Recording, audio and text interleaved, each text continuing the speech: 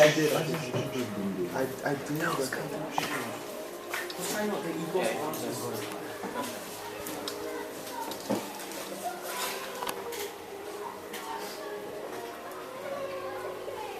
I don't know if you have heard of the movie The Butterfly Effect with Ashton Kutcher.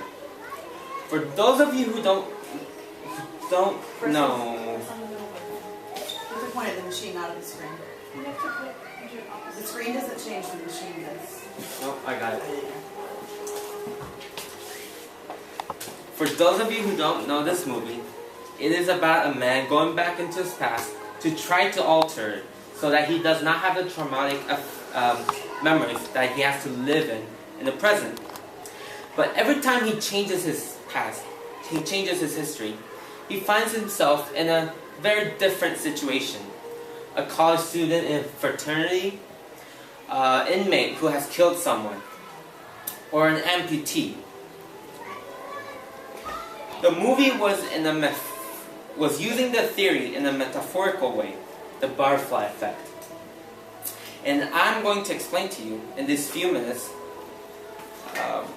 how it might not be so completely off as some of you may think.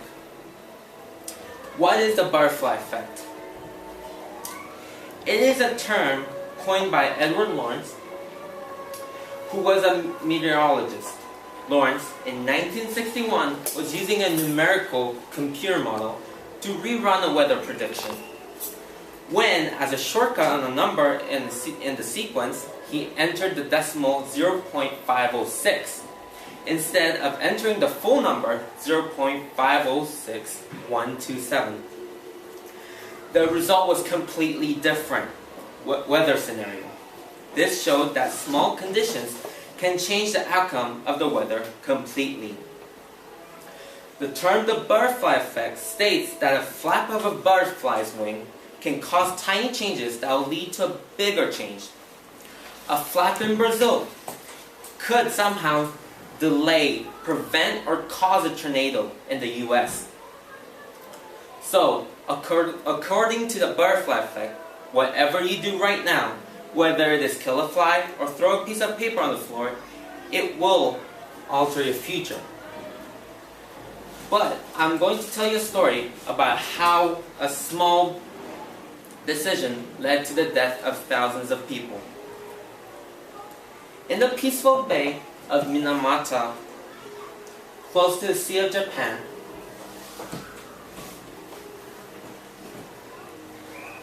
everything was full of life and busy at work. Men and women went out to work, children played soccer and ran on the beaches. The sea was their income source for the locals. It was their food source, their way of life, and their source of income. But a new economic opportunity for the locals moved in. The Chiso Corporation built a new chemical factory in the area in the year of 1908. Economy improved in the area, so did life. But this was a calm before the storm. But something weird was happening. Was it witchcraft? Was it just some prank the local kids did?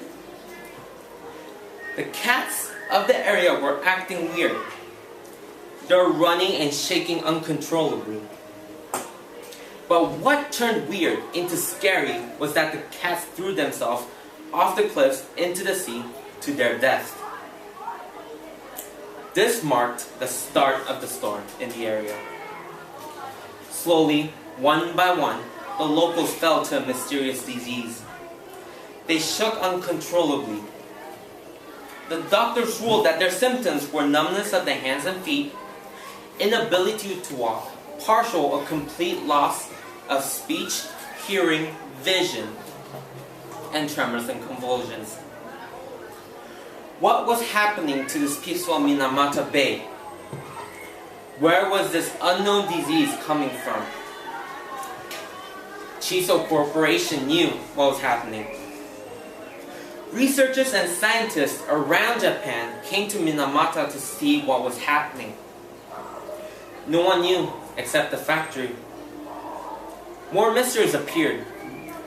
The Japanese government, interestingly, dissolved the research group the next day after they came to the conclusion that the disease was caused by mercury pollution. After a few years, the government finally admits that Chiso Corporation was to be blamed. There was outrage, there were demonstrations, and court rulings. This evil affected thousands of Minamata locals, killing 1,000 people, and scarring the next generation forever, until the ends of their lives. But what if Chiso admitted that they were dumping the waste products? What if Chiso did not dump the waste products at all, or had safely gotten rid of their waste products? What if?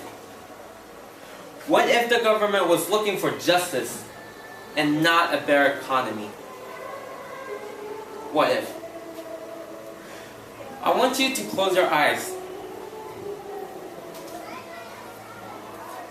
and remember a time when you failed, or a time when you made a mistake extremely embarrassing. What would you have done differently? Or would you even change it at all? Let's say you do change it. You can open your eyes. For example, 4 or 5 years ago, I went to Germany. It was not the best experience a child could have because I was away from my parents. I fought with my brother. We lost money because we did not announce the owner that we're moving out of the house 6 months in advance. Well, what if I hadn't moved out of the house or moved to Germany? I wouldn't have bad memories of my brother or lose money for moving out. But I wouldn't have learned the importance of family, the importance of a contract on paper. I wouldn't have met a great friend who helped me cope with stress. I wouldn't have learned the little German that I know now. What if? The decisions I had made then led to all those consequences. What if I hadn't left for Germany? I might have met a girl. But what if me not leaving might have caused me to become bankrupt because I did not follow a contract? What if? So what if the breath you take right now will alter the future? Perhaps stop another wave from falling on Mamaya Beach? What if? So what are you going to do today? Are you going to play basketball or study for a test?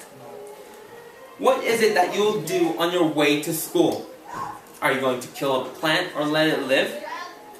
Are you taking the car or the public transportation? I want to encourage you to carefully consider the choices you make, whether it is right now or tomorrow.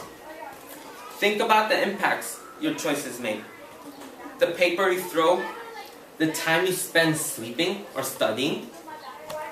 What will you do today that will make a better tomorrow? Thank you.